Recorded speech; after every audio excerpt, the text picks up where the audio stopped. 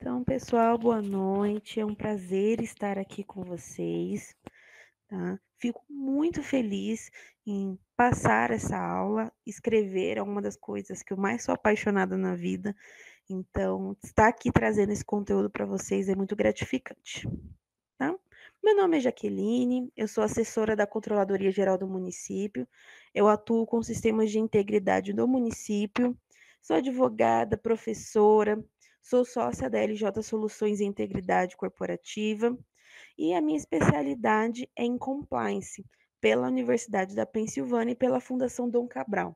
Então, o que eu faço todos os dias é escrever todas as formas possíveis, tanto de tanto para uma parte privada, para pública, como eu sou escritora também. Então, essa aula que eu trouxe hoje é não só os textos jurídicos, mas sim a escrita de textos científicos e aí várias formas da gente aprimorar esse conhecimento.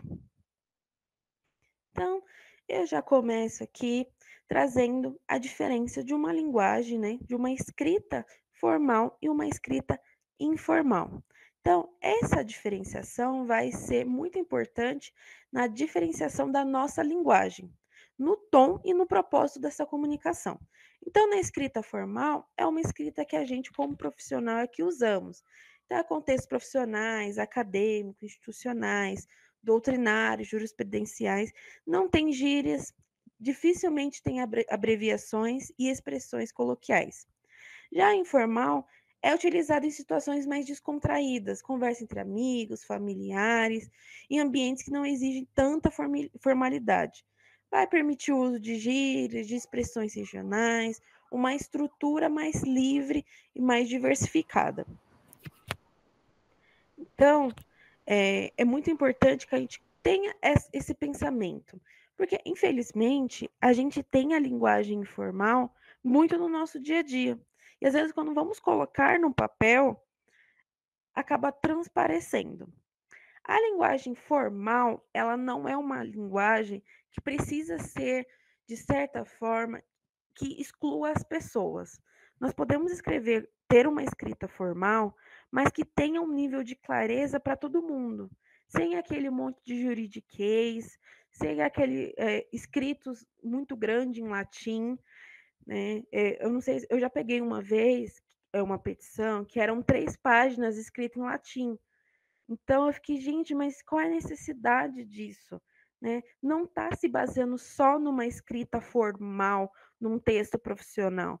Ela está usando um nível, né, que não está sendo claro, não está sendo fácil e acessível para todo mundo. E isso é um ponto que a gente precisa muito trazer para o nosso dia a dia.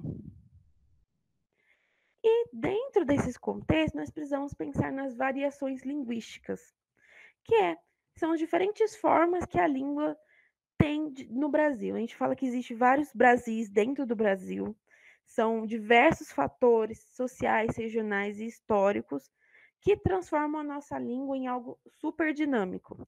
E eu não sei se vocês têm a oportunidade, acho que a maioria, ou a gente está em São Paulo, mas a gente acaba advogando no país inteiro, que às vezes na sentença ou no advogado de uma parte ao contrário, você consegue sentir um pouco de variação linguística, inclusive na questão formal, na escrita formal. Por quê? Como os fatores sociais, regionais e históricos, vão se adaptando dentro do contexto, você vai utilizando isso também dentro de uma linguagem formal. Então, as variações linguísticas são diversas. Então, eu trouxe aqui um quadrinho exemplificativo. Essa imagem em PDF eu vou disponibilizar para vocês indo da plataforma da ESA, porque ele é um quadro bem legal, que ele traz diferenças, como são classificadas essas diferenças. Então, tem as diferenças regionais. Então, no Brasil se fala celular, no Portugal se fala telemóvel, contextos comunicativos. Então, a ocasião que vai determinar como que vamos se dirigir ao nosso interlocutor. E isso é uma coisa muito interessante da variação linguística do contexto comunicativo, muitas vezes nós não vamos falar com o nosso cliente da mesma forma que vamos escrever num texto formal. Então, a ocasião vai determinar como estamos dirigindo ao nosso interlocutor. Então, tem as diferenças geográficas que separam os falantes, né? Que concreto no Brasil, betão em Portugal, mas são significados iguais. Também temos as variedades históricas e sociais, que é um grande fator para a gente colocar as situações das variações linguísticas. Então, dessas variedades, pode ser geográficas, históricas, sociais e situacionais, perdão. Então, a língua ela vai se modificando de acordo com a formalidade, com a circunstância, com os grupos sociais que estão envolvidos. E isso é bem importante a gente pensar nos nossos contextos. Eu vou escrever um texto formal, mas mesmo assim eu tenho que pensar nas diversas variações que vão existir. E quando nós vamos conversar com o nosso cliente, nós não podemos trazer um texto com de tão forma tão rebuscada que ele não consiga compreender. Vindo com esse aspecto da variação linguística, trouxe aqui para vocês tom e voz. E em uma das aulas que eu já dei na ESA, eu estava conversando com uma aluna e ela trouxe um fato muito interessante que, sabe quando você aumenta a velocidade do áudio do WhatsApp, que é uma coisa que a gente faz normalmente? Ela falou que quando ela colocava no 2 vezes mais rápido, ela sentia que a pessoa estivesse como se fosse brigando com ela. E na verdade não era como que ela fez essa aceleração, a entonação da voz mudou. E isso é uma coisa muito interessante da gente pensar que muitas vezes a gente acaba lendo uma mensagem com uma entonação diferente do que aquela pessoa está passando, né? Então, às vezes a pessoa fala, nossa, a pessoa tá brava comigo, e na verdade não tá. É a nossa entonação. Então, eu trouxe aqui tom e voz para a gente discutir. São são vozes verbais trazendo como na oração mesmo. Então, é como que a gente pratica e recebe essa ação. É o foco e a entonação. Então, a voz ela é dividida em voz ativa, passiva e voz reflexiva. Já o tom é algo individual através das conversas. Então, é aquelas pessoas que, do determinado jeito que ela fala, fica parecendo que ela é uma pessoa grosseira, mas não é. Ou parece que ela é uma pessoa que ela está acanhada, mas ela não está. É só o tom de voz individual dela. O tom ele é muito particular e vai se dar principalmente na diferença entre conversas, canais e interações. Então, podemos estar, por exemplo, no mesmo ambiente, então, ambiente de trabalho, mas o meu tom vai ser diferente com os meus colegas de trabalho, com o meu coordenador, com um munícipe, por exemplo, no meu caso, que trabalho dentro da prefeitura. Então, o meu tom ele vai mudando através dessas interações. E, inclusive, a qualidade emocional e expressiva também vai estar presente. E a gente tem que pensar que muitas vezes o tom ele vai facilitar a comunicação. Em que ponto? Ah, eu estou, acabei ficando nervoso, o cliente fez alguma coisa errada ali, mudou a senha de alguma coisa, omitiu alguma informação. É, não sei, não o ideal não vai ser brigar com aquela pessoa, mas utilizar o tom para ser usado de uma maneira afetiva, numa forma afetiva não emocional, mas afetiva de trazer a reflexão para a pessoa que aquilo pode prejudicar ela de alguma forma. Então, o tom, ele vai dependendo. Inclusive, a gente pode aplicar o tom dentro dos textos. Então, às vezes, usando dentro do texto tópicos de ironia, a gente vai vendo que vai se transformando em características ou experiências. Eu queria ouvir um pouquinho de vocês agora. Vocês já tiveram essa experiência de estar conversando com alguém, parece que a pessoa está brigando, mas ela fala que não está. Essa diferença de tom e voz, queria ouvir um pouquinho de vocês.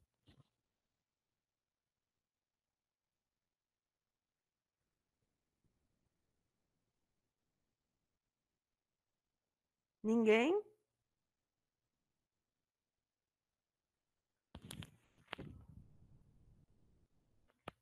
Então vamos continuar.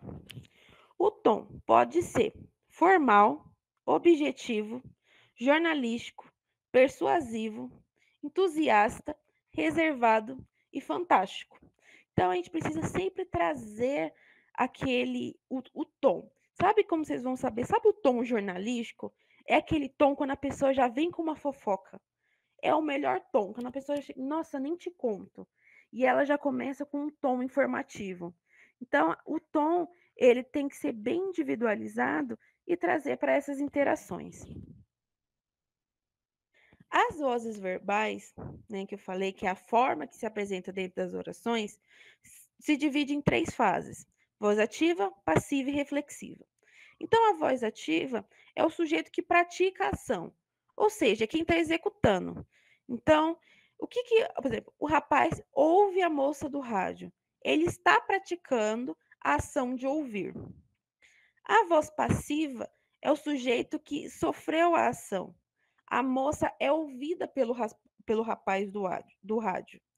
Então, nesse exemplo, é o que eu gosto sempre de usar. Por quê? O rapaz, ele está ouvindo a moça do rádio. O rapaz, nessa frase, ele é a voz ativa, porque ele está ouvindo. A moça é a voz passiva, porque ela está sendo ouvida. Só que, se você pensar no contexto da moça que está falando no rádio, ela está sendo a voz ativa, porque ela está sendo o ato de falar para ser ouvida. Então, a voz, ela sempre vai tendo essas quebras. Então, é bem interessante você pensar um sujeito que está praticando e o que está sofrendo a ação. Mas sempre quem sofre a ação acaba praticando também. E a voz reflexiva, ele executa a ação em si mesmo. Então, ele é o sujeito da própria ação.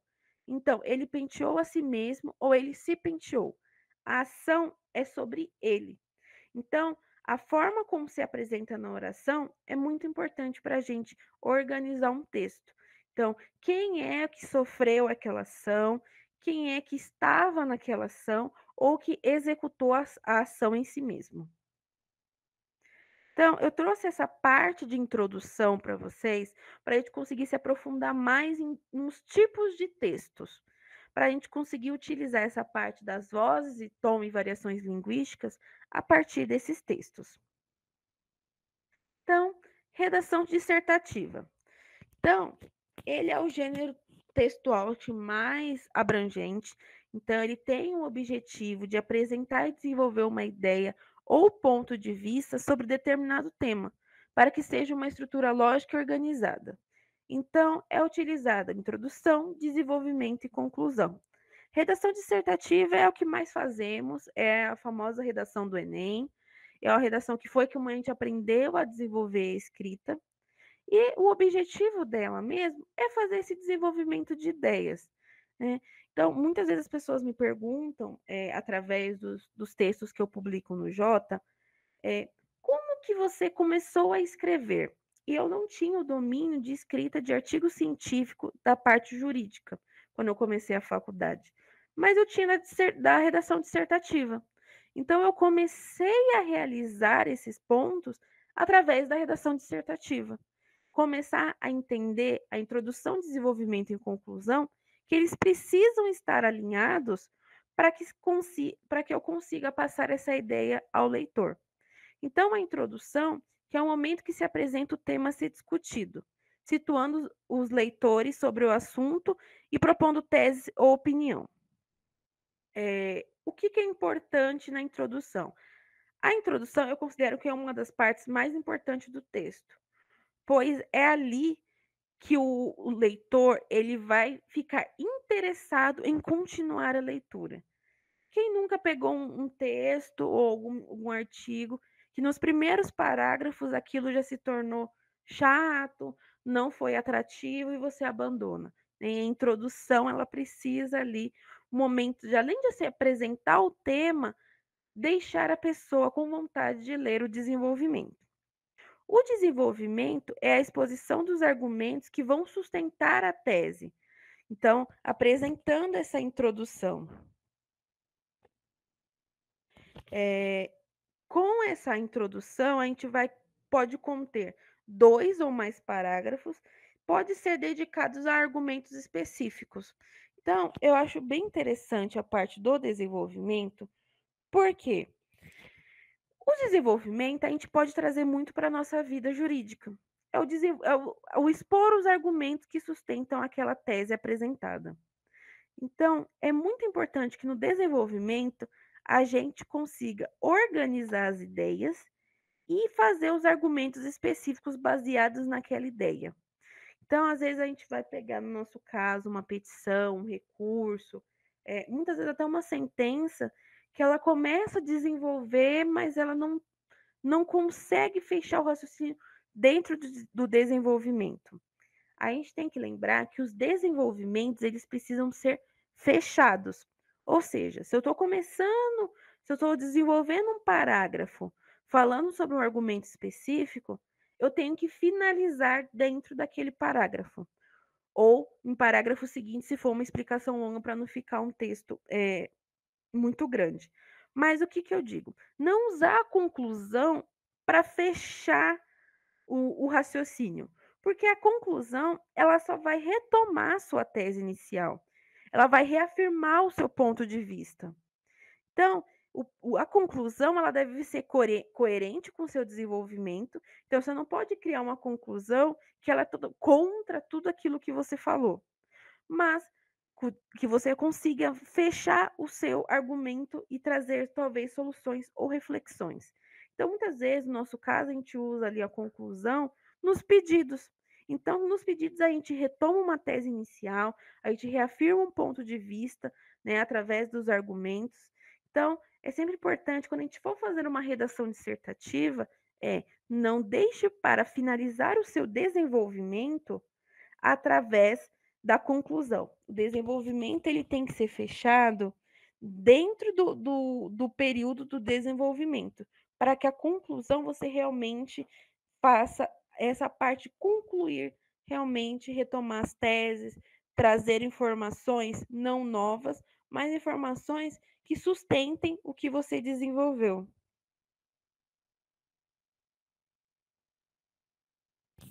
E aqui eu trouxe já os textos descritivos. Então, os textos descritivos têm como principal objetivo detalhar de forma minuciosa as características de um objeto, de uma pessoa, de um lugar, de uma situação, permitindo que o leitor visualize ou imagine o que está sendo descrito. Diferente de outros textos, a descrição foca em aspectos sensoriais, ou seja, como algo que parece, que cheira, que soa, ou até mesmo como pode ser saboreado. O que, que eu acho muito interessante, trouxe a opção do texto descritivo para dentro de uma argumentação jurídica. Muitas vezes, quando nós vamos fazer o relato dos fatos, ele, a gente precisa mostrar para o juiz, né, para quem está ali realizando o julgamento, o que se passou, principalmente se teve algum tipo de dano. Então, quando a gente conseguir deixar, por exemplo, a parte inicial do texto, a parte dos fatos, mais descritivos, passando características de objetos, pessoas, lugares, situações, é muito importante para que a gente consiga trazer esse julgamento para uma parte que o juiz consiga perceber o risco ou o dano que a pessoa sofreu. Então, trazendo uns aspectos sensoriais, né? E aqui eu coloquei como parece, como cheira, como soa, como sente, mas, por exemplo, num caso de dano, né? Dano moral, um dano patrimonial, como aquilo realmente causou um problema, né? Então, isso é realmente bem importante que a gente conseguir, dentro de um texto argumentativo, dentro de uma linguagem formal, a gente conseguir trazer vários tipos de linguagens dos textos para a gente conseguir montar um texto bem completo. Então, eu sempre recomendo, vou fazer ali uma questão que seja um pouco mais sensível, é, vamos lá e tentar trazer um texto descritivo e trazer esses aspectos sensoriais, tá? Alguém quer comentar um pouco sobre como que pode se utilizar esses textos descritivos, se já usou isso para fazer alguma peça, algum recurso, ou utilizou até mesmo de uma forma pessoal, utilizando do tom e voz. Queria ouvir vocês, gente. Turma quietinha.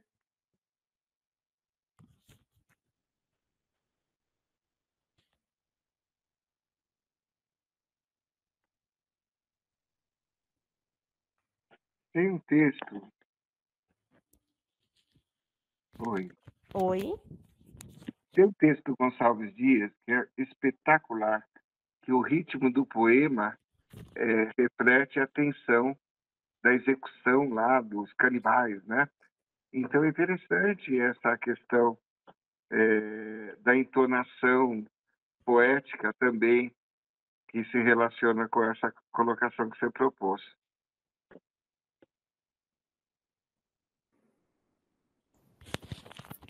Sim, eu acho É que Canto dos Timbiras, é isso.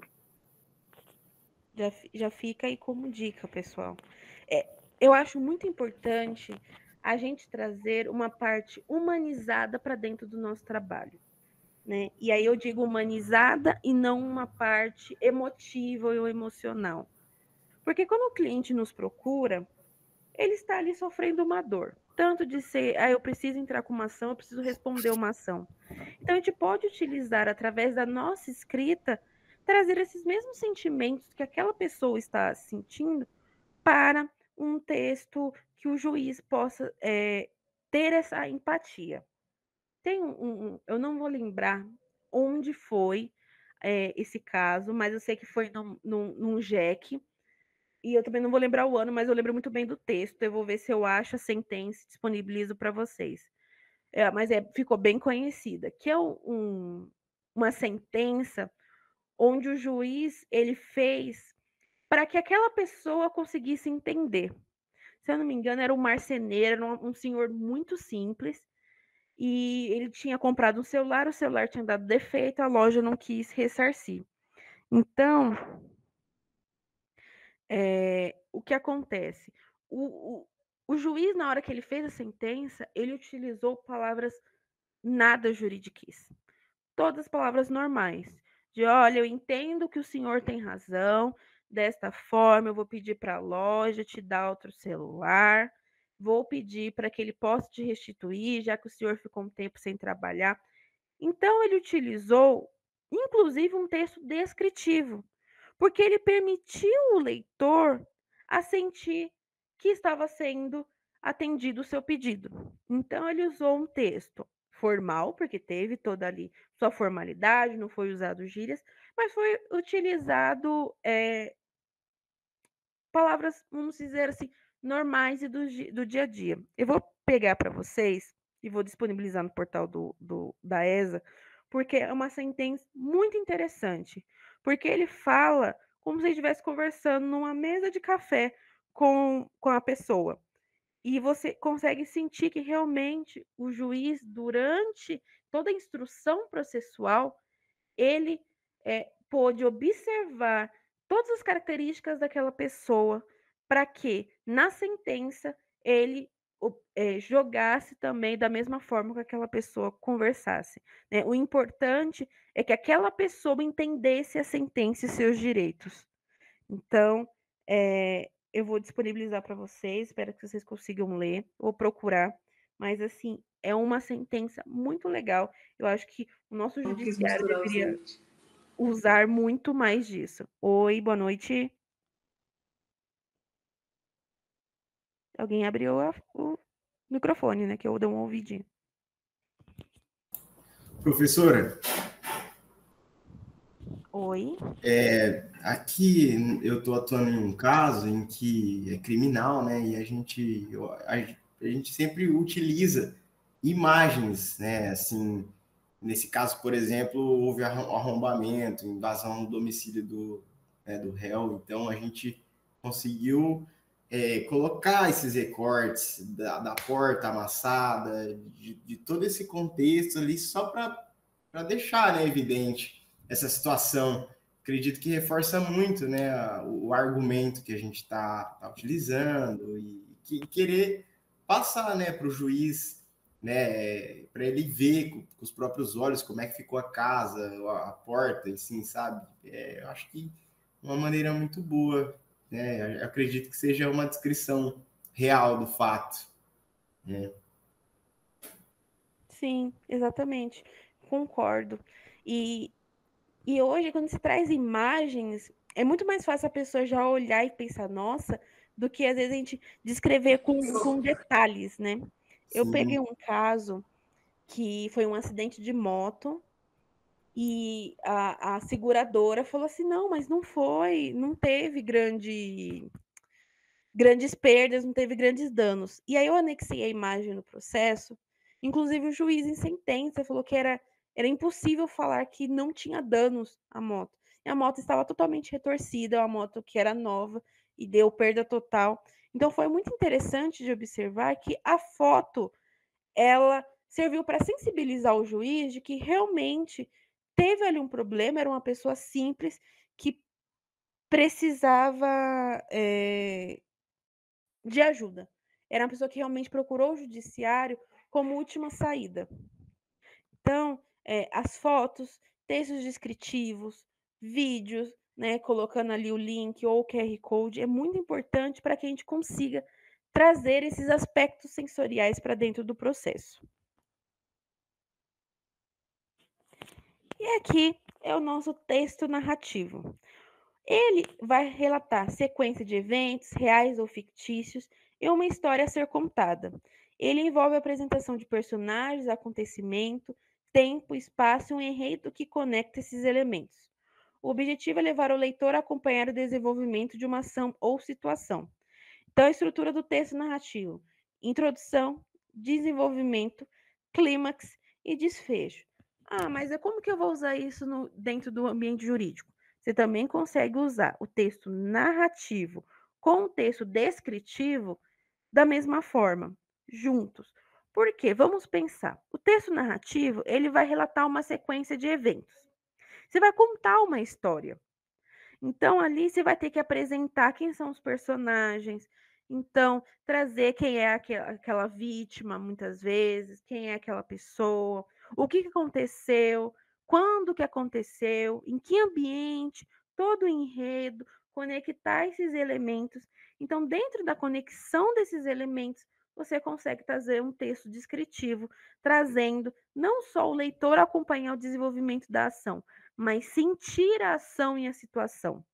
Então, eu acho bem importante a gente pensar nessa forma de textos diferentes, diferentes versões de texto para trazer dentro de uma redação jurídica.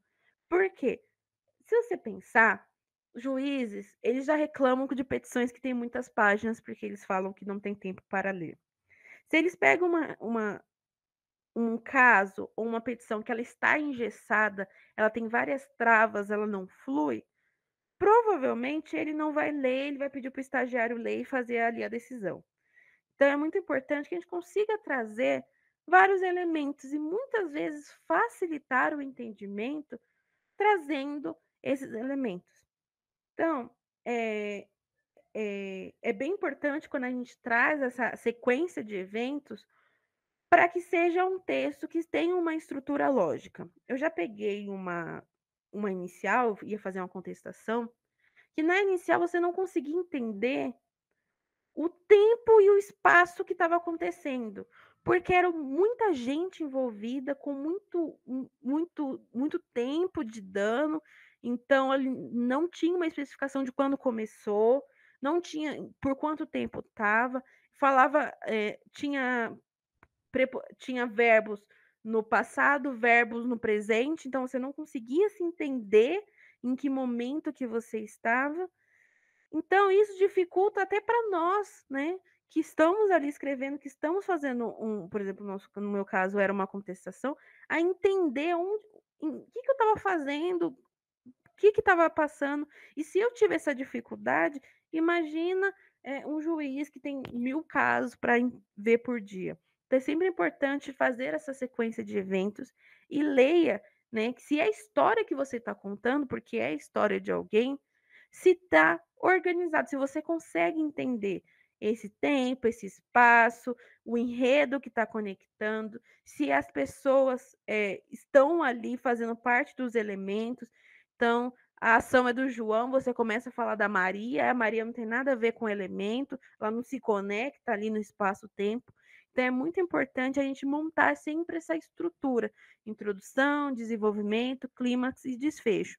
Inclusive, eu acho que se fosse ensinado para o pessoal que está prestando a prova da OAB, dessa forma, olha, a gente precisa montar, existe vários tipos de texto que se pode montar o texto jurídico, talvez seria até mais fácil deles conseguirem aplicar isso numa peça, porque é realmente introdução, desenvolvimento, clímax e desfecho, só mudando para títulos jurídicos.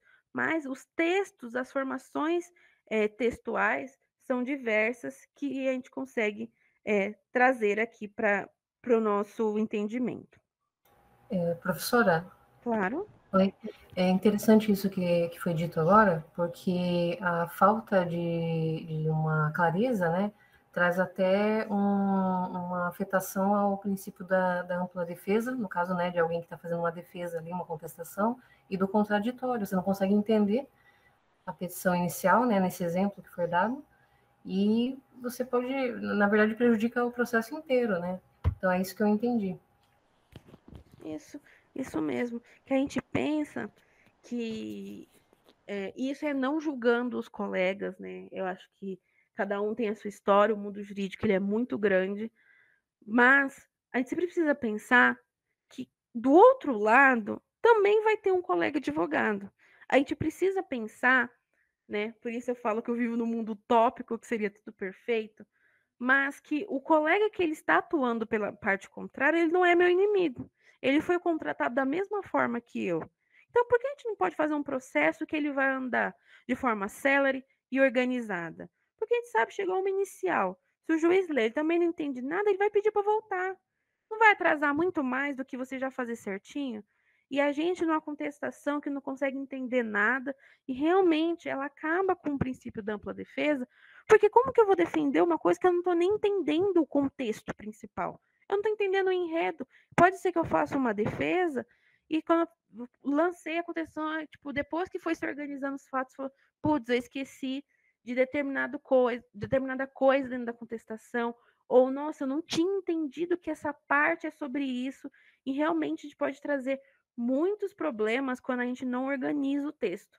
Então, a gente não precisa pensar todo naquele passo a passo que o CPC nos traz, de forma de trazer uma petição inicial, mas a gente consegue trazer da nossa vida, nos nossos estudos da vida, formas de trazer isso para dentro do jurídico. Então, essa foi a minha ideia quando eu pensei com a professora Andréa, de trazer um tema para vocês diferente, que, olha, os ensinamentos da nossa vida, de uma forma geral, do que aprendemos na escola, no ensino médio, em diversas outras faculdades, pode ser utilizado no mundo jurídico, que muitas vezes fica, não, porque eu tenho que ficar preso ao que a legislação diz.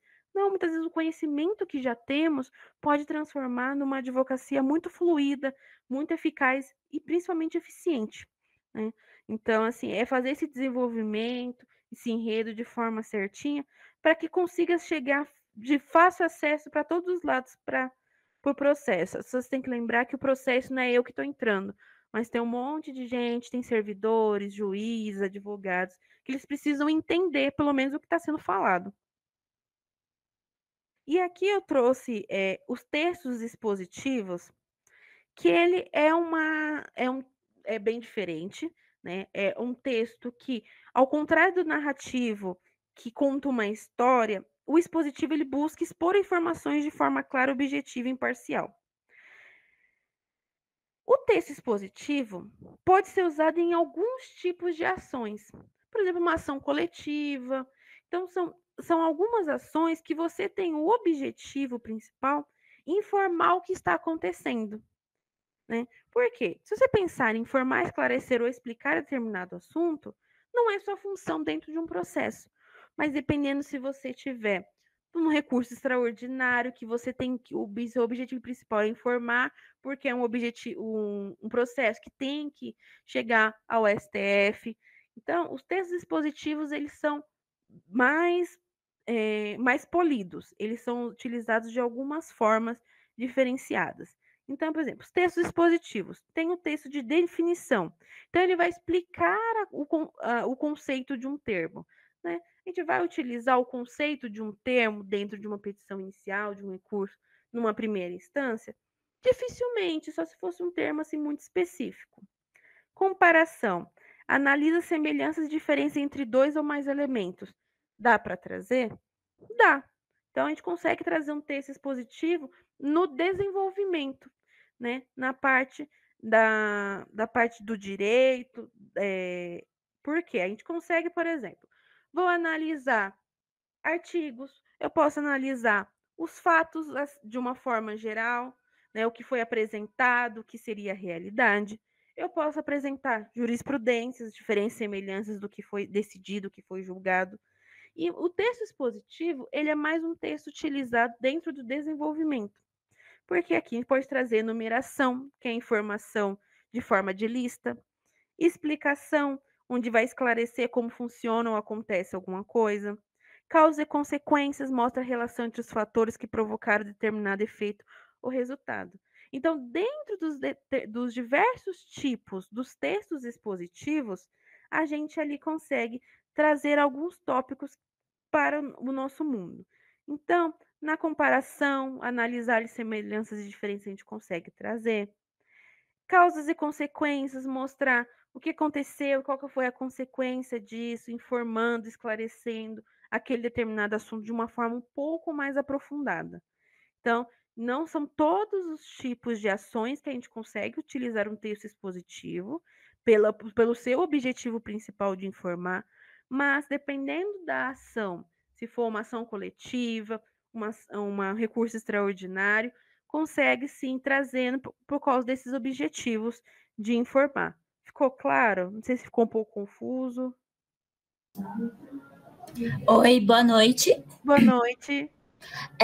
Nesse texto expositivo, eu entendo que é cabível também nas ações de tutela, ou não? Sim, eu acho interessante nas ações de tutelas, porque a nossa tutela está ali para informar e explicar o que está determinado assunto para que aquilo seja resolvido. Eu acho que sim, pode trazer. A gente pode trazer talvez uma comparação e causa-consequência. Né? Foi o que eu pensei. Determinado efeito vai causar esse resultado. Então, não é melhor a gente já assegurar esse direito? Sim, numa ação de tutela, a gente consegue ali em comparação e causa e consequência. Tá certo, obrigada. Imagina. Se pensar, muita gente usa isso nos nossos textos ou na nossa vida, aquelas listas de informação ordenada. Então, vocês já pensaram que uma lista de mercado é um texto expositivo? Porque se você está fazendo uma lista de mercado para alguém, lá o pontinho, fazendo uma lista de forma ordenada, o seu objetivo principal é informar para aquela pessoa o que você vai ter que comprar, porque o assunto vai ser compra supermercado. O seu objetivo principal é informar. Qual que é o seu tipo de texto expositivo? Enumeração, porque você está listando de forma ordenada. Alguém já tinha pensado que lista de compras é um texto expositivo? Eu geralmente uso esse texto expositivo na hora que eu vou fazer as minhas petições iniciais. Eu geralmente faço tipo um preâmbulo e coloco uma exposição de cada parágrafo que eu vou fazer. Às vezes o contexto fica muito grande, então eu resumo bem para que o juiz ou o servidor não precise ler toda a minha petição. Isso é muito legal. Você faz uma síntese, né, do que vai ser falado. Isso é muito bom para a gente avançar no princípio da celeridade, né? A gente sabe que eles não leem tudo, então vamos listar a forma principal. A enumeração é muito importante para casos assim que a petição está muito longa, ou são casos muito complexos, né? Às vezes você entra num caso que ele já está numa fase de execução, tem muitas coisas, então a gente precisa usar da enumeração para trazer essa ordem ao processo. Muito legal, obrigada pela contribuição. Mais alguém que já usou alguma parte do texto expositivo e quer comentar?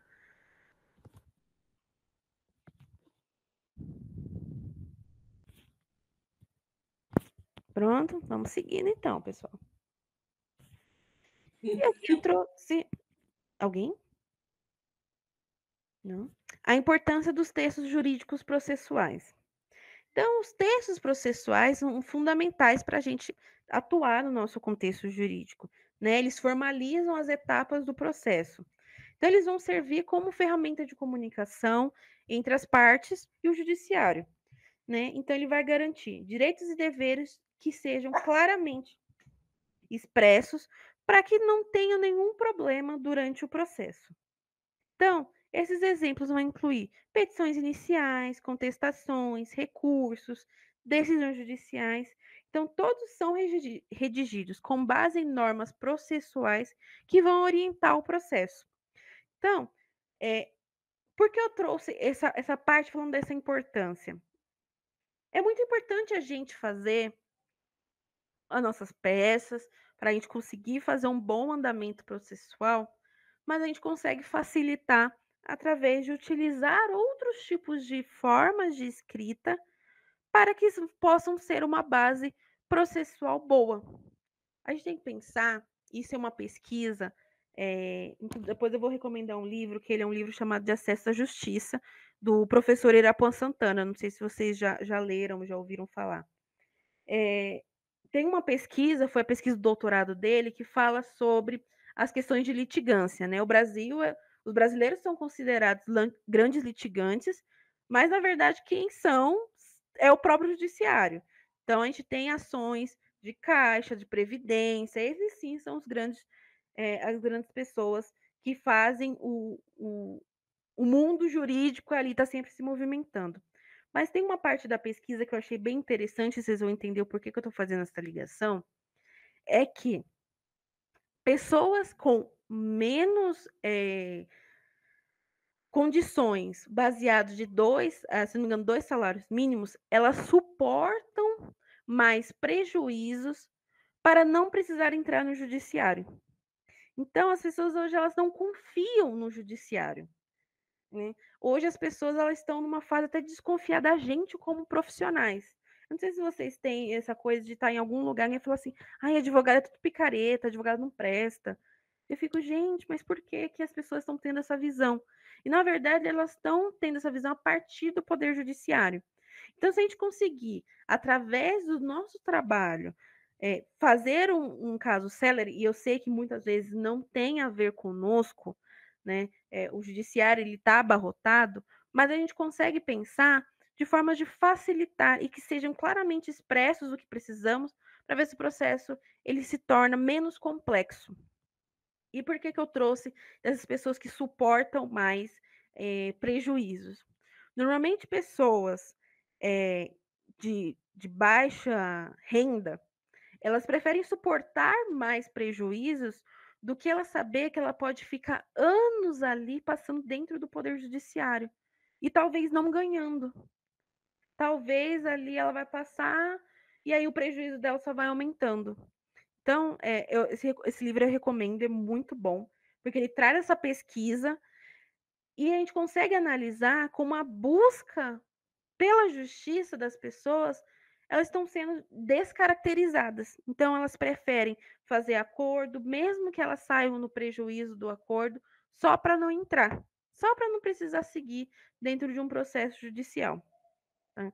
Então, eu trouxe essa importância, eu estou fazendo esse breve comentário, depois eu queria muito ouvir os colegas, que a gente, através dos nossos textos jurídicos processuais, como agente, essa ferramenta de comunicação entre as partes do Poder Judiciário, com textos elaborados de forma diferente, com textos que não vai seguir só o beabá do que está no CPC, a gente consegue trazer, talvez, uma forma mais clara do que está sendo aquele direito.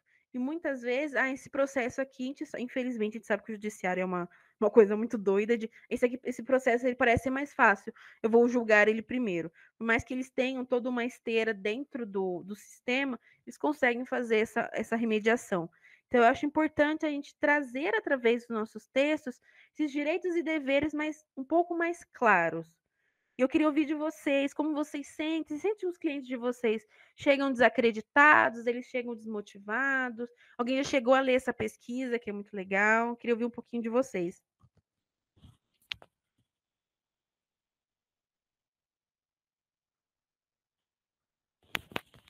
Não me deixem falando sozinho. Estamos aqui numa sexta-feira, 7:45 da noite, pessoal.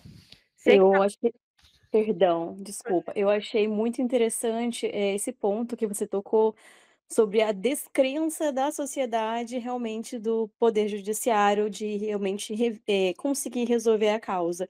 É um fato, assim, que eu estava até comentando outro dia com uma amiga e é verdade, as pessoas preferem, às vezes, engolir o prejuízo do que ir atrás dos direitos. Eu achei isso muito interessante. sim, eu vejo que as pessoas estão engolindo alguns prejuízos só para não estar. E aí eu vejo, e nessa pesquisa eu retomo, é muito interessante que traz uma parte. Você acha que o STF é muito importante? E as pessoas falam assim, sim, eu acredito. E aí fala assim, você recorreria para o STF? E as pessoas, não.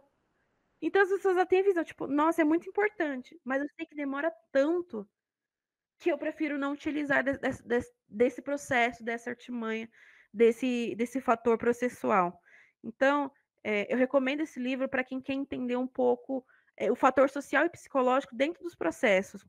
E tem uma outra parte da pesquisa que eu achei bem interessante, isso é outro trazendo mais um fato de curiosidade, depois da institucionalização da TV Justiça, os julgados, eles começaram a ser maiores do que antes da TV Justiça.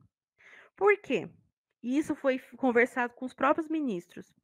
Como a TV Justiça está sendo ali mostrado como que é o trabalho deles, e muitas das sessões estão ali ao vivo, eles se sentem na obrigação de fazer algo super complexo para dar uma resposta para a sociedade. Em vez deles terem facilitado, porque a sociedade tem acesso a eles de uma certa forma, ao contrário, eles começaram a utilizar textos muito maiores, com muitas mais referências, com, com textos bem no juridiquês, meio que para atender essa sociedade. Isso são dados, tem gráficos, isso é trouxe a título de curiosidade, para ver que às vezes as pessoas acham que elas têm que mostrar uma peça processual gigantesca para achar que está sendo atendido. E muitas vezes não tem a sua efetividade. Tá? Eu queria ouvir mais de vocês, mas alguém quer dar uma opinião, quer falar como está sendo essa descrença no judiciário? Professora? Oi. Oi? Bom, sobre essa descrença, ela é um fato notório.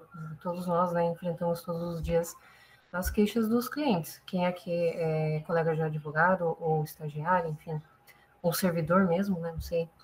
Mas as pessoas, elas estão realmente descrentes. Elas até, depois de muita insistência, às vezes pensa junto à família, entram com o processo, mas na primeira, né, por exemplo, eu tenho um caso aqui, uma senhora aposentada, 2 salários mínimos, o juiz indeferiu a gratuidade de justiça.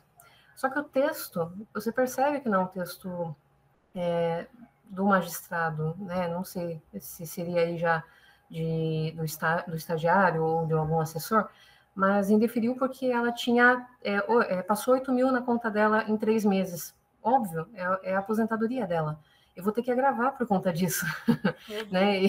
Exato. Então, assim, e isso aí já são os 2 meses aqui no estado de São Paulo, pelo menos uns 2 meses para voltar essa resposta. Ela vai ter direito à gratuidade, né? Porque não tem critério objetivo para gratuidade, não é porque ela passou 8 mil na conta dela. Tem que analisar o contexto, né? A mulher mora num bairro que não é regulamentado e tudo mais. Então, essa descrença é um fato.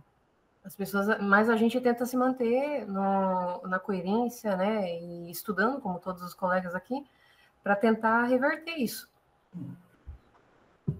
Só um breve relato.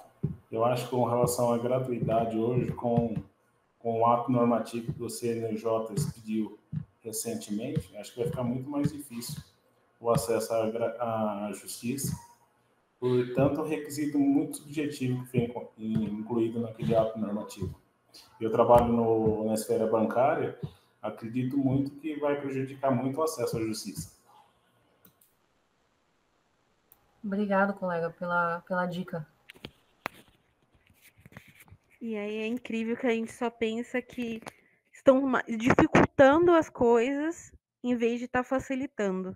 Estão tirando direitos em vez de estar trazendo mais direitos. E como não entender os clientes quando eles já chegam descrentes para a gente de todo o procedimento? Se a gente já fica, às vezes, pensando, imagina as pessoas que não estão tão envolvidas, elas só veem as notícias no jornal, numa rede social. Então, acontece realmente de trazer essa descrença para dentro do Poder Judiciário, né? Muito interessante, eu adorei ouvir vocês. Eu vou dar um intervalinho para vocês até às 8, um intervalinho de 10 minutos. E aí, na volta, eu vou tratar com vocês um pouquinho mais de textos jurídicos e vamos analisar algumas peças, algumas coisas. E de bônus, eu quero trazer para vocês alguns textos para serem publicados em migalhas, J, Conjur, que eu acho sempre importante trazer essa reflexão e externalizar, né? O nosso nome ele precisa aparecer. Quem é visto não é lembrado. Então, 10 minutinhos ali de intervalo, 9 minutinhos, e a gente já volta e a gente continua a nossa aula, tá bom? Mas voltem, hein?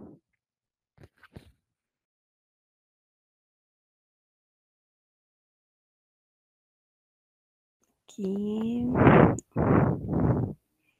Vocês estão conseguindo enxergar bonitinho? Sim. Perfeito. Pessoal, eu trouxe aqui um texto, tá? Uma parte de uma petição. Isso aqui ele foi uma petição de Amigos Curi. Eu queria ler com vocês para mostrar que, por mais que tá um texto bem formal, eu não precisei usar juridiquês, tá? Então, eu vou fazer uma leitura rápida, porque eu sei que tem gente que pode estar no trânsito, então eu vou ler para não ficar a pessoa desvirtuada. Vamos lá. Com o advento das novas tecnologias de informação e comunicação, bem como a crescente adoção de conexões digitais globais, o comportamento dos consumidores e da própria sociedade tem mudado drasticamente, o que tem gerado um cenário econômico no setor postal muito diferente daquele observado no passado. O rápido avanço tecnológico e a crescente globalização da sociedade tiveram forte impacto no crescimento econômico e no comércio internacional, o que mudou significativamente a estrutura das operações postais. Com o declínio das correspondências em papel e o aumento do transporte de encomendas, especialmente em decorrência do desenvolvimento do comércio eletrônico, novos meios de entrega e serviço relacionados ao serviço postal foram surgindo e sendo explorados pelo setor privado da economia. Então, eu queria trazer esses dois trechinhos para mostrar que eu trouxe o porquê a operação postal ela está desestruturada. Então, eu trouxe que foi com o advento das novas tecnologias, que teve o aumento do comércio eletrônico, principalmente depois que surgiu Shopee, Shein, todas essas lojinhas assim virtual, Mercado Livre também, que trouxe uma forma mais robusta de entregas. Então, a gente pensa nesse desenvolvimento do serviço postal. Mas vocês podem ver que por mais que eu consegui trazer todos esses pontos, em nenhum momento eu trouxe palavras em outro idioma ou palavras que quem lesse não me entender do que eu estava falando. Todo mundo entendeu que era uma ação contra os Correios, né? Então, assim, quando a gente já se fala já de operações postais, mas eu não quero, né, eu não queria colocar que era Correios, então vamos falar então de estrutura das operações postais, a pessoa já vai saber que é os Correios, por mais que eu tenha usado uma linguagem formal. Então, a gente consegue trazer em textos, em recursos muito bem estruturados, mas não precisando usar um juridiquês de uma forma muito aprofundada, né?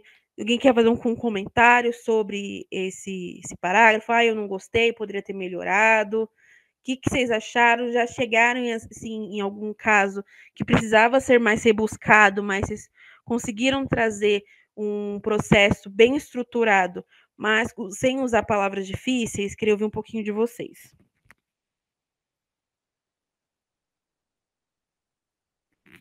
Alguém? Então a gente passa. Então, simbora. Então, quais são as principais características dos textos processuais? Então, é uma estrutura rígida e formal e a linguagem objetiva e clara. Então, tem precisão técnica, imparcialidade e o uso da norma culta da língua portuguesa.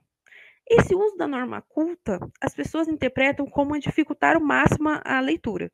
E, na verdade, não. É você não se usar de gírias, às vezes de expressões muito regionais, que às vezes a pessoa não vai ter uma clareza muito grande do que aquilo significa. Então, eles têm essa estrutura rígida e formal.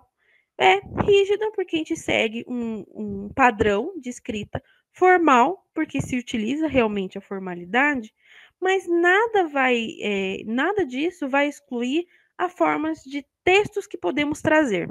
Então, é muito importante que a gente tenha essas características. Então, é rígida e formal, objetiva e clara. Então, no objetivo e claro, eu posso trazer diversos temas, diversas formas de escritas para caracterizar por essa precisão técnica. Falar de forma mais tranquila, falar de forma não tão imponente, não falar com juridiquês, não quer dizer que você não tem uma precisão técnica. E muito pelo contrário, eu considero uma precisão técnica incrível quem consegue pegar um texto super difícil e resumir e transformar em algo muito fácil. É aquelas pessoas que, aonde chega, por exemplo, a sua dissertação de mestrado e doutorado, ele chega nas pessoas, na população, e isso não, quando você faz seu texto chegar em pessoas de baixa renda ou pessoas em regiões periféricas, você não está sendo descredibilizado. Muito pelo contrário, sua precisão técnica está sendo usada da forma certa. E aí a gente precisa pensar novamente na organização lógica, apresentação dos fatos, fundamentos jurídicos e pedidos de forma clara. Se a gente pensa em apresentação dos fatos, fundamentos jurídicos e pedidos de forma clara, a gente viu vários tipos de texto que têm essa mesma estrutura.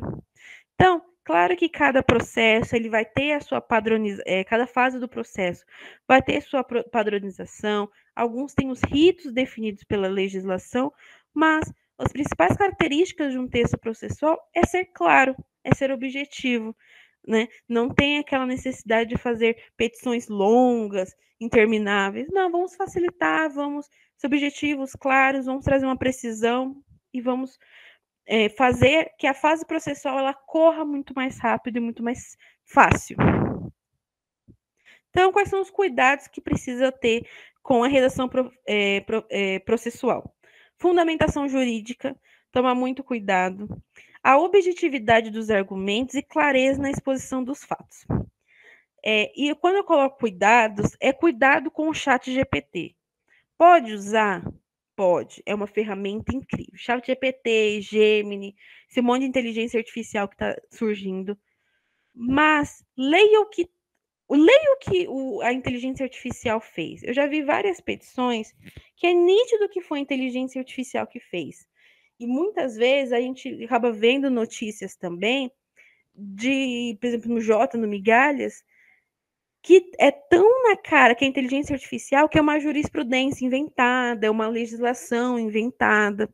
Então, a inteligência artificial, a tecnologia, ela está aqui para nos ajudar. É perfeito, mas a gente precisa ter muito cuidado com o que a gente coloca dentro do chat GPT para nos auxiliar, principalmente cuidado com informações confidenciais que são colocadas dentro do chat GPT. A gente não sabe onde aquelas informações estão indo parar.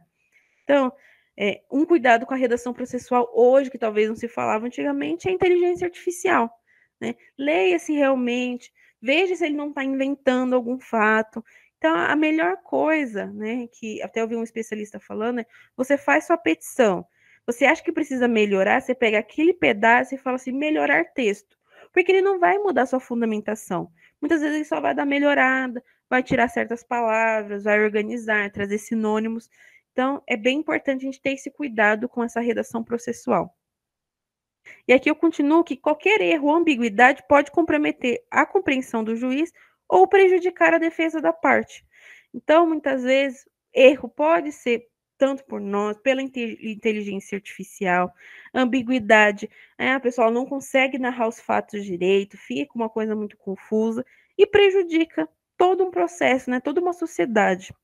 Então, é necessário o uso de um vocabulário técnico adequado, a estruturação em parágrafos bem delimitados, sem ser um parágrafo que é só muito curto, que é 2 linhas muito curto, nem um parágrafo que é muito grande. Então, é sempre trazer uma estrutura necessária e um vocabulário técnico adequado. E vocabulário técnico não precisa ser um vocabulário difícil, né? Então, vocabulário técnico em relação a jurisprudências, em relação aos artigos, súmulas, que a gente consiga trazer e fazer essa estruturação dessa redação processual. Alguém já está utilizando o ChatGPT ou Gemini para criação de peças? Já estão super tecnológicos assim?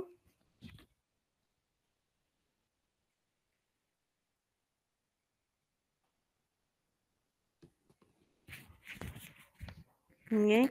Eu uso ChatGPT, mas nessa parte de melhorar alguma parte do texto ou tirar alguma ambiguidade ou repetição de palavras. Então, mas não, tipo, ela vai criar inteiramente a petição, é loucura.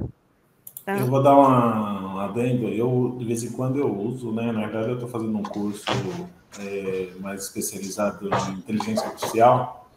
E dentro do ChatGPT pago, você tem alguns chatbots que, na realidade, ele te ajuda na redação jurídica. Às vezes, tipo assim, quando você coloca uma fundamentação e você pede para ele te gerar ideias de alguns outros pontos que você deixou em aberto. E aí ele traz essas ideias e ajuda você a esclarecer, mas eu não uso o ChatGPT para formular peça, mas é mais uma complementação, trazendo novas ideias que às vezes você está fazendo e você não consegue enxergar. E aí essas ideias são muito importantes. Eu gosto, lá no ChatGPT pago, tem bastante chat já criado para essa finalidade. Eu também, na verdade, não acho que é muito bom. Às vezes a gente passa uma peça lá e vê que tá pior do que estava. Mas às vezes eu utilizo mais para correção mesmo, né? Português, ver ali se faltou alguma coisa que eu deixei passar, né? E aí eu vou lá e comparo de novo, né? Eu utilizo mais para fazer essas comparações e ver como ficou mais claro, né, na formatação, assim, mas só para isso. Ainda não tem essa confiança para fazer tudo por lá, né? Eu uso bastante o ChatGPT porque ele me auxilia em resumo. Então, eu escrevo e aí eu dou comando falando que para melhorar juridicamente aquele texto. Então, eu uso ele como um assistente, eu não confio, porque a inteligência artificial, ela trabalha com probabilidade, né? Não é ser humano, né? Então, mas, assim, me auxilia demais. Só que eu peço para estar melhorando o texto. Eu já cheguei a pedir para ele formular quesitos para uma perícia e acabei tendo todo o fundamento do que eu estava buscando. Então, às vezes, isso daí ajuda muito, mas como assistente, né? Porque confiar no que ele escreve não dá, você precisa ter um embasamento jurídico para poder saber o que ele está fazendo e corrigir, né? Mas eu uso sim, eu uso bastante, inclusive. É uma ferramenta excelente se souber usar, né? As pessoas elas têm que saber como que aquilo se é inteligência artificial, porque você tem que saber se aquilo que ele está falando está certo. Exatamente. Uma ferramenta que é muito legal que o ChatGPT faz é você pedir para ele criar uma tabela. Faz uma tabela comparativa, muitas vezes sobre algum fato, pode ser inclusive histórico, né? Você vai entrar com amigos cura em algum processo contra o STF, alguma coisa assim, que você quer trazer uma parte social, ele cria a tabelinha ali bonitinho no Excel, você baixa e consegue utilizar. Então, essas são ferramentas bem legais, né? Mas eu também não confio em falar assim, redige uma peça com esses aqui os fatos. Não. E principalmente jogar fatos, muitas vezes nome de pessoas. Então, eu sempre tenho esse cuidado. Eu fico muito feliz que bastante colegas estão tendo esse cuidado também. A OAB está dando curso para isso, viu?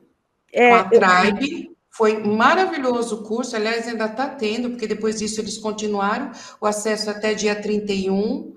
E assim, muito bom. Os colegas que quiserem se inteirar, a gente ajuda por demais. E a gente precisa saber lidar com essa ferramenta, porque é realidade agora, né? E tem outras ferramentas também que a gente começa a mesclar uma com a outra. Eu sei que o negócio é louco, eu estou adorando. eu lembro, eu vejo o chat GPT como a justiça de 2019 para 2020. A gente teve um avanço tecnológico muito grande por causa da Covid. Sim. E a gente, como advogado, a gente tem que estar atento a essa inovação jurídica, até com a implementação do chat GPT no nosso trabalho. Porque não vai ter advogado que vai conseguir trabalhar sem o chat GPT daqui a uns anos. Então, eu já estou me adiantando, porque eu sei que daqui a 5 anos a gente vai usar como se fosse uma ferramenta do Word, todos os dias. Pior que é isso mesmo. Exatamente. E a gente está sempre atualizado, né? Inclusive, até já fazer um convite para vocês, agora em novembro, né? Estamos quase chegando no Natal, então agora em novembro, no dia 25, vai acontecer o Congresso Estadual da Advocacia Negra. E dos temas que a gente vai trazer, o legal desse congresso é que a gente não vai falar de temas raciais, mas são pessoas de diversos, são pessoas indígenas, são diversos tipos de pessoas que elas vão falar sobre temas interessantes. E um dos temas é como agregar a inteligência artificial dentro do jurídico. Então, fazer a inteligência artificial para fazer aqueles chatbots no Instagram, no WhatsApp, como usar o chat GPT, o Gemini, e assim, vai ser na prática. Então, eles vão abrir ali na hora e ensinar vocês a fazerem na prática. Então, dia 25/11 vai ser online. Então, quem quiser ver na prática mesmo, assim, eu quero ver como funciona. Eles vão ensinar a fazer realmente na prática. Então, já fica uma dica aí para um evento no futuro. E aí, continuando e trazendo um exemplo de cuidados na redação processual, aqui é um trecho de uma demanda minha também, que eu trouxe como parte a ausência da análise individualizada da demanda. Então, assim, foi utilizado um modelo tão padrão, tão padrão, que foi utilizado o pronome feminino o tempo inteiro, mesmo o autor sendo sexo masculino, e ele utilizava de coisas, ele se defendia de partes do processo que eu nem estava cogitando, que eu nem tinha falado, era um processo assim, que era nitidamente, era um copia e cola de outro processo. E assim, não serviu para mudar nem os fatos, não serviu para mudar nem os pronomes. Então, é um cuidado que a gente precisa ter e um olhar que a gente pode ter para utilizar numa réplica ou numa defesa. Então, aqui eu utilizei que foi utilizado o modelo padrão, né? Aqui eu só peguei um trecho, que nas outras partes eu provo, né? E tem nome de pessoas.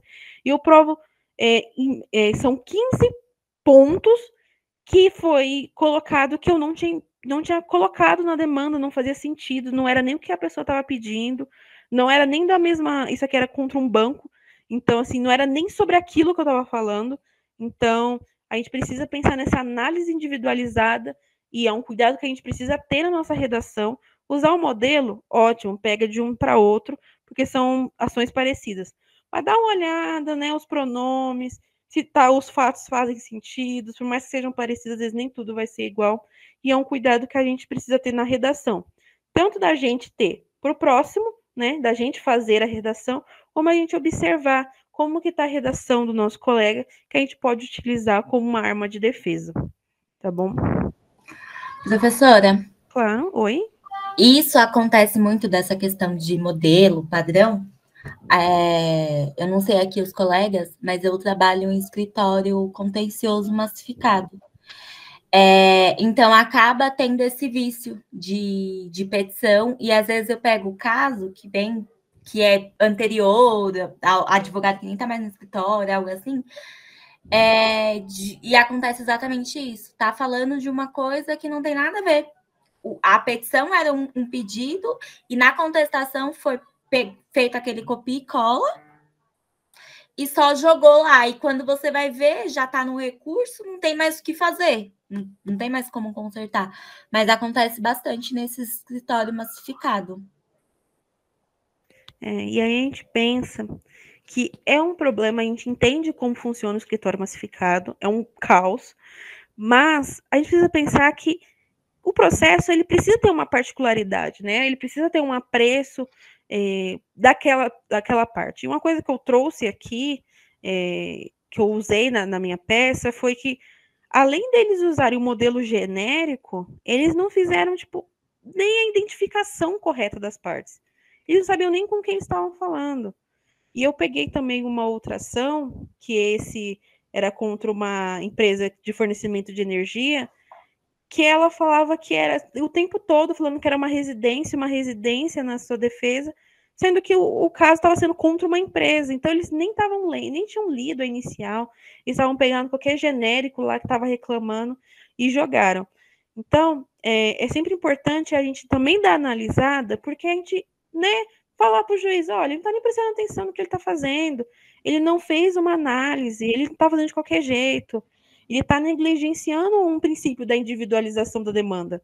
Então, é sempre importante tanto a gente cuidar como a gente observar também, porque a gente já pega por exemplo, uma contestação que, a pessoa está fazendo no modelo, ela não está prestando atenção no resto, na redação processual como um todo e nos trâmites. Então, isso a gente já consegue ficar atento de como vai fazer esse desenvolvimento.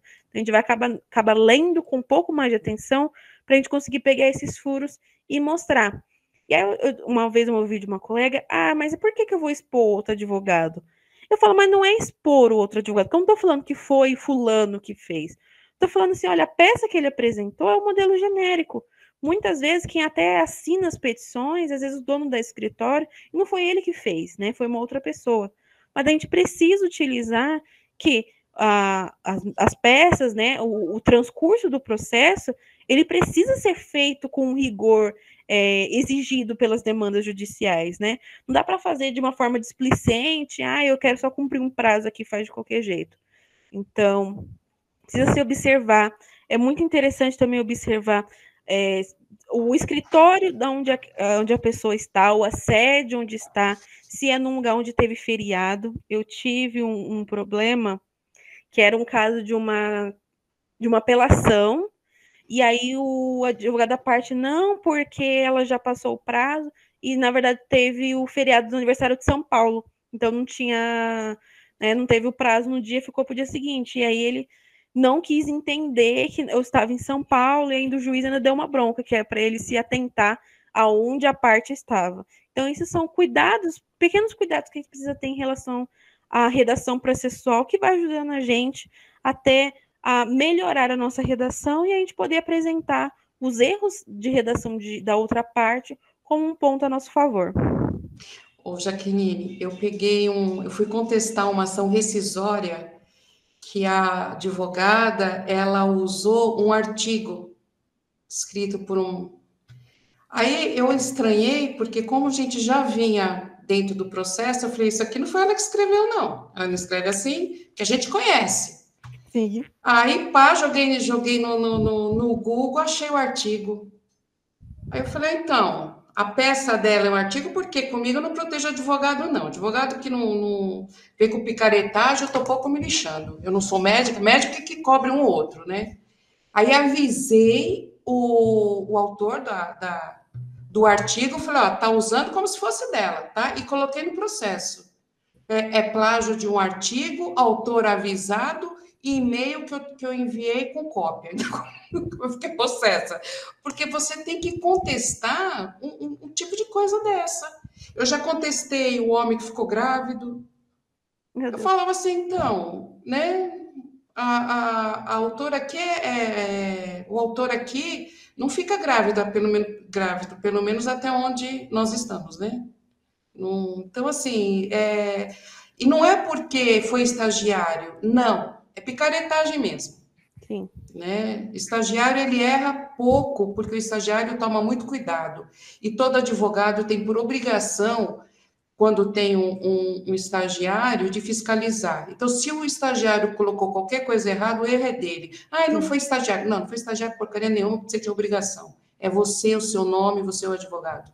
Exatamente. Né? Mas tem esses problemas, eu já tive. Concordo plenamente. E realmente a gente tem que... Se a gente passar a mão na cabeça de todo mundo que está sendo picareta, vai ser o sistema jurídico mais cheio de picaretagem. E aí a gente não vai conseguir mais trabalhar. Mas é por isso que hoje advogado é visto pela população como gente que não é honesta. Sim. Né? É por conta de advogado, assim, advogado que não retorna, advogado que cliente não tem acesso, advogado que não passa, se recusa a passar número de processo.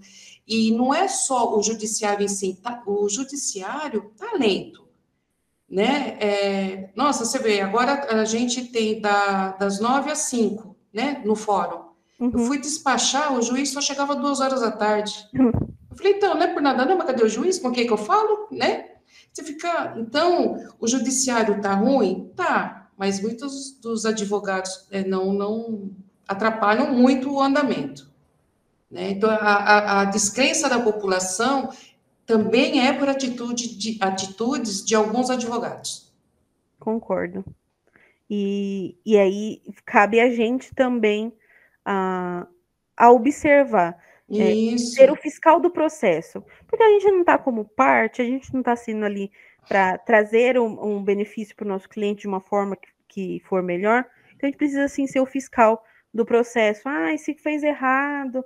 Ah, só o pronome. Gente, não importa. Se foi o pronome, então quem estava prestando atenção na demanda. Né? É o mínimo que se faz, é mudar de ele para ela ou ela para ele. É o mínimo. Mas eu gostei bastante da sua explanação. Muito obrigada. Imagina. E aqui eu trouxe, bem para a gente dar uma acalmada, os 10 passos de uma petição inicial eficiente. Isso aqui a gente já sabe, assim, de cor e salteado. Né? Mas eu queria trazer para vocês, para deixar no material, né? Principalmente o pessoal que está na Jovem Advocacia. A primeira petição é a mais difícil. Eu lembro que eu fiquei super emocionada quando eu protocolei. Falei, meu Deus, eu consegui. Depois eu vi que eu tinha feito errado, mas tudo bem. Primeira petição, e depois a gente arruma. Então, eu acho legal trazer essa questão dos passos iniciais. Então, endereçamento, qualificação, fazer uma qualificação decente. As pessoas fazem umas qualificações assim com umas informações faltando, você vê que talvez não é aquilo. Então, pontuar direitos iniciais, pontuar os fatos, pontuar o direito, fazer se tem tutela provisória, né, já observar, já organizar o texto para que fique em evidência se é tutela provisória, trazer os pedidos, então compilar os seus pedidos, não pedir nada novo nos pedidos, tem gente que faz isso, eu já peguei muita ação, que a pessoa pega o pedido e usa coisas novas. Então, finalização, tem gente que faz antes dos pedidos uma síntese do processo, eu acho muito legal quem faz isso. Então, lê tudo, né? Depois faz uma síntese depois dos pedidos. Então, se você for fazer assim, faz uma síntese bem elaborada, porque se o juiz vê que tem síntese, ele não vai ler toda a sua petição. Ele vai ler a síntese, e se tiver algo que ele vai ter dúvida, ele vai voltar. Então, se for fazer síntese, faz uma coisa bem elaborada, bem legal. Então, datar o documento e fazer assinatura. Então, assim, é o básico. Né? E isso é uma petição inicial, eu falo que esses aqui são os procedimentos, nem só para uma petição inicial, mas para os processos no geral, né? Então, sempre verificar se qualificou as partes bonitinho, pelo menos ali já qualificada, pontuar o que você quer falar, se precisar fazer de direitos iniciais, como gratuidade de justiça, ou prioridade da tramitação por alguma forma, sempre fazer essas pontuações e sempre deixar bem claro. E é uma redação limpa, né? Veio essa coisa de visual law, que é essas petições que parece catálogos, né, que tem uma parte colorida. Eu sou um pouco mais antiga, então eu prefiro ali um preto no branco, no Excel, no Word, em letra Time. Então, assim, eu prefiro o básico do que ali fazer um catálogo, uma coisa muito bonita que não quer dizer nada com nada. Então, a petição bem estruturada, bonita, organizada, é o principal que a gente precisa, não precisa nada muito colorido. mas se for fazer muito colorido, também faço de uma forma clara, eficiente e consiga ter todos esses passos. Né? O caixa alto que dá a impressão que o advogado está gritando com o juiz, né? E grifam assim, urgente, urgentíssimo, tudo em vermelho. Como se o juiz fosse olhar, nossa, ele escreveu urgente, deve ser urgente, né? Gente, né? Urgente é você despachar. Pior que é. E eu já vi um caso que começou assim, ele estava falando, e aí ele colocou assim, pelo amor de Deus, excelência. Eu li, eu falei, pelo amor de Deus mesmo. Eu imagino o juiz lendo. Eu falei, se eu fiquei incrédula, o juiz também ficou. Porque eu fiquei, meu Deus. Tem petição que às vezes eu falo, poxa, não tem nem que oficiar o AB, tem que oficiar o MEC, né? Porque o cara passou por uma faculdade, ele teve que provar que ele era alfabetizado, né? É complicado. Ai, tenho até medo. E aqui eu trouxe alguns lugares de escrita científica onde eu recomendo muito que vocês escrevam. Ah, mas eu não tenho habilidade. Todo mundo tem habilidade de escrita. Pelo menos de alguma forma, de algum gênero textual. Então, o Jus Brasil é uma boa para quem está iniciando. Ah, eu quero começar a escrever. Começa a publicar no Jus Brasil, né? Abre lá sua continha bonitinho, começa a publicar. Pode ser uma análise de um caso seu. Então, você pode pegar o caso e falar sobre aquela decisão sem citar nomes. Você pode fazer uma análise de algum artigo, de alguma súmula, de alguma notícia. E aí sim você consegue trazer essa escrita científica. Ah, mas para que eu preciso? Notoriedade. Você pode ser uma autoridade naquele assunto. Muitas pessoas, quando elas vão pesquisar advogados, elas vão pesquisar advogado, família, por exemplo. E pode ser que tenha ali uma matéria sua que vai falar, poxa, o cara até trabalha com isso, ele até escreve, vou entrar em contato, até porque no Jus Brasil você consegue deixar o contato. Então, a gente precisa parar de pensar numa advocacia muito focada no ponto de petição, mas também de ter uma visibilidade. Todos esses lugares, a OAB não encrenca com nada, pode ali fazer seu marketing bonitinho, né, falar sobre você, deixar um contato. Tá? O Jota é um pouco mais exigente, né? Você precisa ter um pouquinho mais de conotação para conseguir escrever neles, até porque eles têm um editorial, assim como Migalhas, que vão ler o artigo e vão falar que sim ou não. Já o Jus Brasil, ele é mais tranquilo, você vai postar de forma exemplificativa. Gente, se vocês ouvirem um barulhinho, é porque meu cachorro tá do meu lado, tá? Desculpa. E tem o consultor jurídico, que é o Conjur, que também dá para você mandar. Eles só são um pouco difíceis para responder, mas eles também respondem quando eles querem. Se o texto tá bom, eles ajudam. Então, assim, é trazer essa escrita científica nos canais de comunicação. E esses canais, eles podem ser publicados, às vezes, de forma bem abrangente. Então, eu tenho, por exemplo, 2 artigos publicados no Jota. Hoje, quando se pesquisa o meu nome no Google, aparecem esses artigos. Então, já mostra que a minha área, que é compliance, ela já é referenciada por esses artigos. Então, é bem importante a gente começar a trazer essa escrita científica. Então, no final desses slides, vai ter o meu e-mail. Se alguém quiser começar a fazer uma escrita científica, pode me contatar, eu vou ajudar, a gente vai montando os artigos juntos. Ah, eu tenho um artigo, quero ver se está bom. Pode me mandar para que a gente consiga montar. Acho que escrita científica é muito legal, não só para quem quer mestrado, doutorado, mas para quem está ali, eu quero me especificar. Pode, por exemplo, publicar e fazer continuação de quem fez TCC, de quem está fazendo algum tipo de pesquisa, casos interessantes, e sempre a gente precisa ter de bastante materiais qualificados. Então, eu trouxe aqui a importância, então ela tem o objetivo de você vai compartilhar descobertas, avanços, com um público muito mais amplo, porque você vai ter estudantes, professores, advogados, a sociedade como um todo. Então, ela vai passar do círculo acadêmico ou do círculo nosso jurídico e ela vai passar para democratizar o conhecimento. Então, quando você vai se pensar numa escrita científica, não é naqueles artigos que vai ser publicado em revista científica, são em canais de comunicação. Então, você precisa ter, por mais que seja um tema complexo, passar de uma forma clara e acessível. né? Então, o que eu falo? Como que você falaria o resultado desse processo para um cliente? Eu falaria desta forma. Escreva como você falaria. Muitas vezes pode virar um artigo. Nossa, eu peguei uma decisão importante, eu consegui reverter uma decisão muito legal. E você pode ir montando. E aí você vai montando como se fosse um portfólio. Você vai falar que advogado fulano, né, reverteu uma causa, e aí você vai explicar, fazendo uma análise daquele processo, sempre ficar citando nomes ou dados sensíveis. Então, a gente trazer esses canais de comunicação, trazendo essa escrita, ajuda na disseminação de conhecimento, combater principalmente fake news, desinformação, e trazer bastante rentabilidade no sentido de você pode ser utilizado para palestrar, tanto na OAB, em outros lugares, pode ser outro advogado que pesquise você para fazer uma parceria.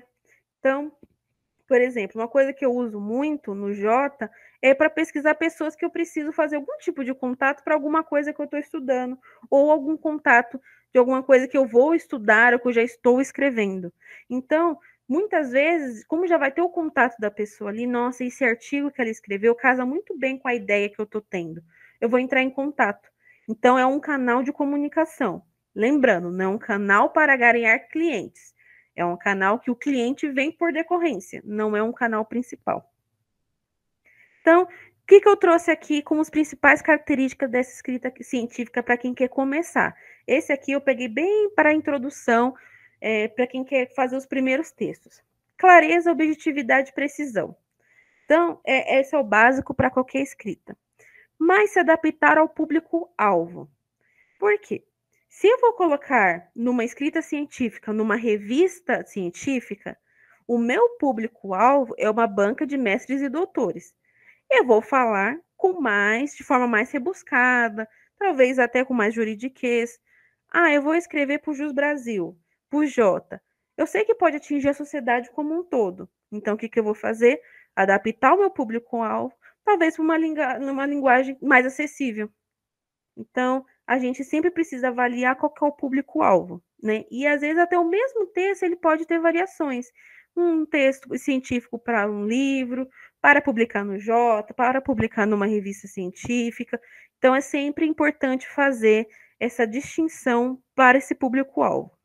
E manter as estruturas bem separadas. Então, introdução, desenvolvimento e conclusão.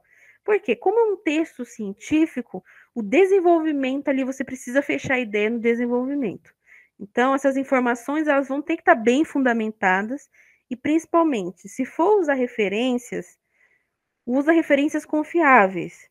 Não joga no ChatGPT referências, porque às vezes ele vai criar nomes aleatórios. Aí você vai perguntar, você inventou isso? Ele vai falar sim, porque ele ainda é cara de pau, ele fala que inventou. Então, toma cuidado com referências, observe que tem autores, hoje, isso aí eu descobri há pouco tempo, que eles têm em sua obra, de forma bem pequenininha, que ele não aceita ser citado. Eu não sabia disso, mas você pode. Você pode falar que você não aceita ser citado. Então, você vai pegar um livro físico, principalmente se for bem recente, né, que esse povo mais moderno, observe se nas informações embaixo da editora, ali naquela página de informações, se tem essa informação, se ele aceita ou não ser citado. Né? Alguns fazem um contrato com a editora onde eles não permitem essa citação. Eu não sei qual é o intuito da pessoa publicar um livro se ela não pode ser citada. Mas, enfim, sempre observar esses pontos agora. Sempre que eu vou falar sobre escrita científica, agora para observar, para a pessoa não falar, eu não quero ser citado. Às vezes é um texto bom você precisar retirar do canal que você tinha conseguido por causa de um detalhezinho, tá? E quando a gente vai pensar em escrita científica em canais de comunicação, é explicar de forma mais didática possível, tá? Trazendo, claro, o seu rigor científico. Então, você precisa trazer ali o intuito que você quer, se é uma pesquisa, se é uma análise, mas explicando de uma forma mais didática, porque você não sabe quem está do outro lado lendo, mas a gente precisa fazer essas adaptabilidades.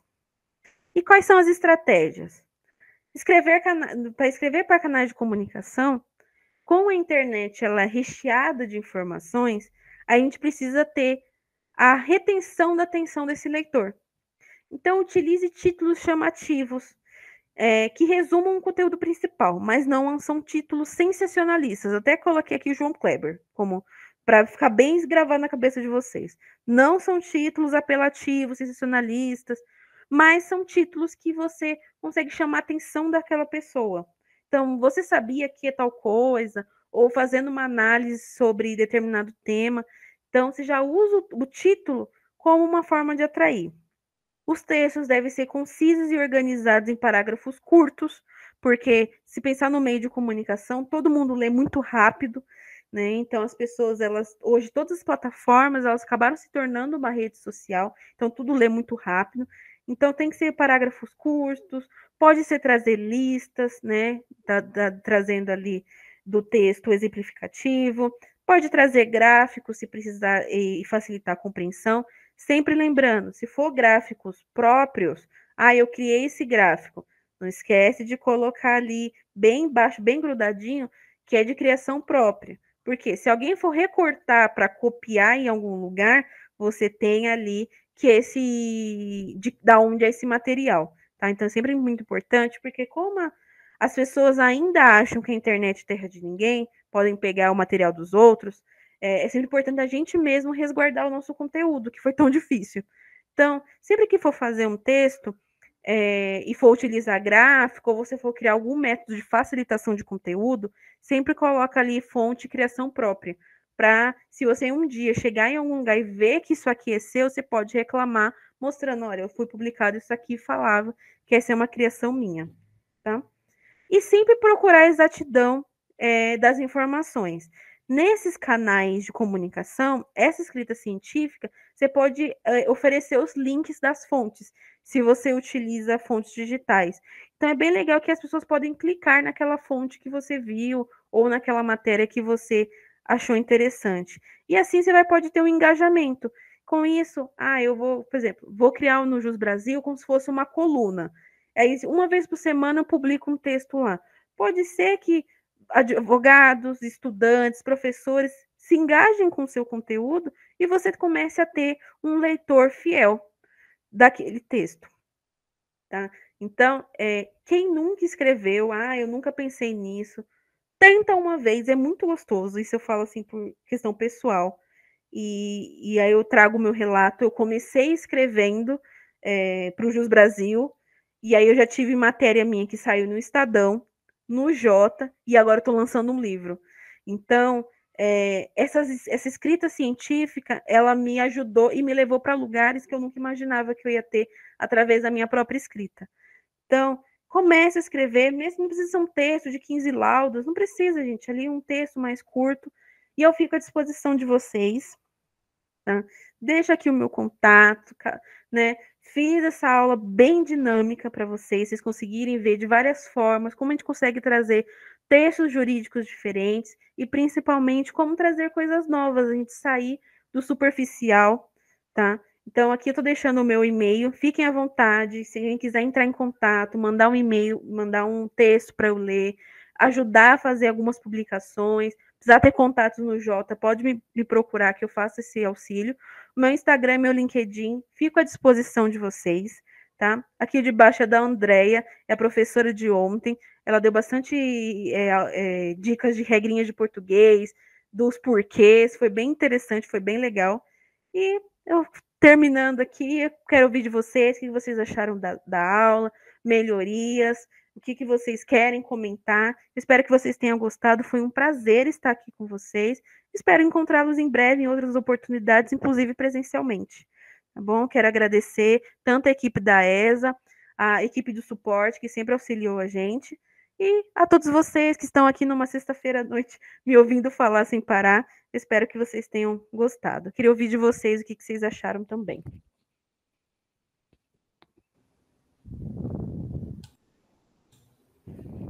Eu gostei, achei dinâmico. No começo eu estava meio assim, porque você estava com a câmera desligada. Eu já queria ligar para o suporte, falando, não é por nada não, nós não estamos ouvindo o rádio, né? Mas depois... Eu estava com um probleminha na câmera. Você vê que depois que a tua câmera ligou, todo mundo começou a falar, né? Mas eu gostei muito. E, assim, para português, eu fiz um curso com a Lara Brenner, e eu uso muito um livro do Gramaticálias, que é do José Maria da Costa. Gente, é maravilhoso, porque não é só um dicionário, você fica com aquelas dúvidas, assim, ele não sai da minha mesa, né? Porque, às vezes, a gente tem dúvida besta, né? E fala, como assim eu não sei o que é? E não sabe. Né? Por exemplo, sei lá, haver, haver separado ou haver com H, esse tipo de coisa que, de repente, te dá uma bobeira, né? Então, também é bacana. E eu sempre gosto mesmo de estar participando de aula, principalmente em relação ao português. Eu gosto. Eu gostei muito da sua aula também. Muito obrigada. Mais alguém quer falar? Aline? Olá. Tá me ouvindo? Sim. Gostei muito da aula, Jaqueline. Abriu minha mente até para a escrita. Eu sou uma pessoa que leio muito, eu gosto de ler. Mas a escrita não foi algo que eu desenvolvi muito. Desenvolvo nas petições, mas não dessa forma, como está sendo apresentado aqui. Gostei, vou colocar em prática. Coloque, vou colocar em prática. Sim, vou colocar em prática. E eu gostaria só de uma informação, você falou sobre o Congresso. Só o nome para eu poder gravar aqui no Google para pesquisar, que eu achei interessante. É o Congresso Estadual da Advocacia Negra, aí abreviado fica CEDAM. E estão todos convidados, são 2 dias de evento, o primeiro é só as palestras, no segundo dia é a entrega do prêmio Benedito Galvão, eu não sei se vocês já conhecem, Benedito Galvão foi o primeiro advogado negro presidente da OAB, de 1940 a 1941, e a gente entrega um reconhecimento. Então, é uma cerimônia muito bonita, é feita na seccional de São Paulo, então quem puder vir, já estão todos convidados, eu estarei lá. Então, vai ser uma festa muito bonita. Então, aproveitando, já fazendo um jabazinho do evento, quem quiser ir, será muito bem-vindo. Mais alguém? Falar alguma coisa? Não? Então, vou encerrar essa aula. Muito obrigada. Desculpa a câmera não ter funcionado no início, tecnologia, não estava querendo me ajudar, mas depois funcionou. Eu agradeço muito, espero que vocês tenham gostado e espero encontrá-los em breve. Tchau, tchau. Boa noite, bom descanso para todos. Boa noite.